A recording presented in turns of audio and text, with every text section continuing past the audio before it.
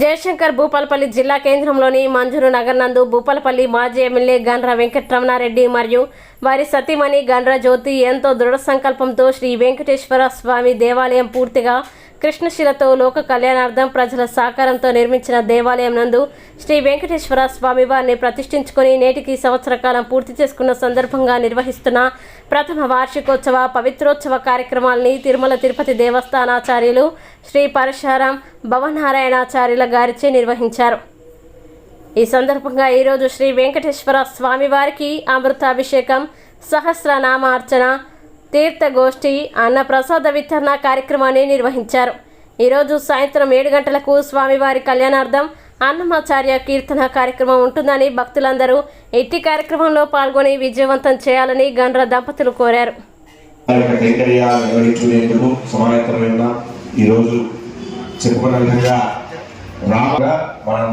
ఈ సంసార త్రాగం నుంచి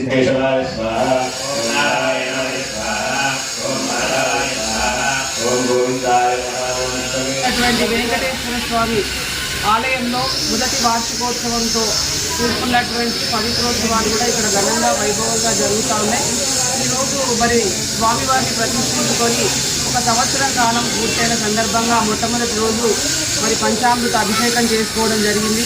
దాని తర్వాత మరి సాయంత్రం తర్వాత అలంకారం తర్వాత సహస్ర మరి నామార్చన, దాంతోపాటు సాయంత్రం శాంతి కళ్యాణం చేసుకోబోతా ఉన్నాం. రేపు కృష్ణాష్టమిని పురస్కరించుకొని మరి కృష్ణుడికి ఇష్టమైనటువంటి ఉట్టి కొట్టే కార్యక్రమాన్ని కూడా ఏర్పాటు చేసి ఇక్కడ భూపాలపల్లిలో ఉన్నటువంటి భక్త మహాశైలిని మరి ఇక్కడికి ఆహ్వానిస్తూ ఉన్నాం. మరి ఉత్సాహవంతులైనటువంటి యువకులు అందరూ కూడా పెద్ద ఎత్తున ఈ కార్యక్రమంలో పాల్గొని రేపు మరి ఉట్టి కొట్టే కార్యక్రమం కూడా విజయవంతం చేయాలని కోరుతా ఉన్నాం.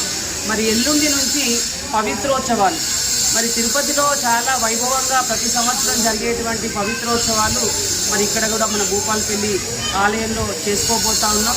మరి పవిత్రోత్సవం యొక్క ప్రత్యేకత ఈ సంవత్సర కాలంలో జరిగినటువంటి మరి కైంకర్య లోపం కానీ ఇంకా ఏమైనా ఇతర లోపాలు ఏమైనా ఉంటే కూడా వాటికి ప్రాయశ్చిత్తంగా మరి శాంతి హోమాలు నిర్వహించి వాటి ద్వారా మరి స్వామికి మళ్ళీ మంచి వైభవాన్ని తీసుకొచ్చేటువంటి కార్యక్రమం పవిత్రోత్సవ కార్యక్రమం.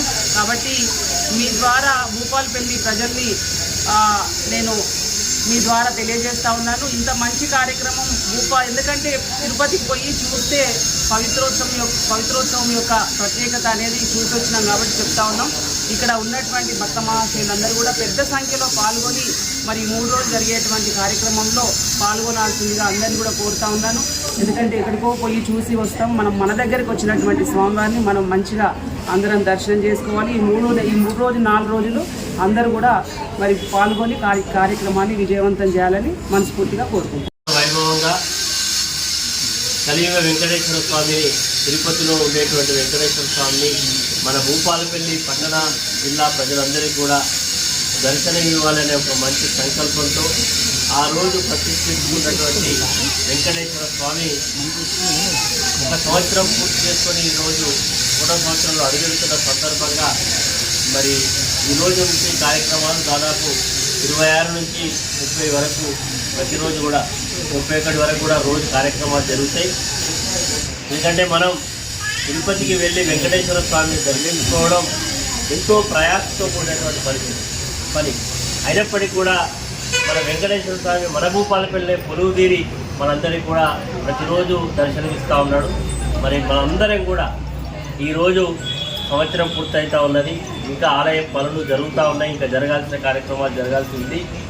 ఇది లోక కళ్యాణం కొరకు, జనహితం కొరకు కట్టినటువంటి మనందరం కలిసి కట్టుకున్నటువంటి ఆలయం.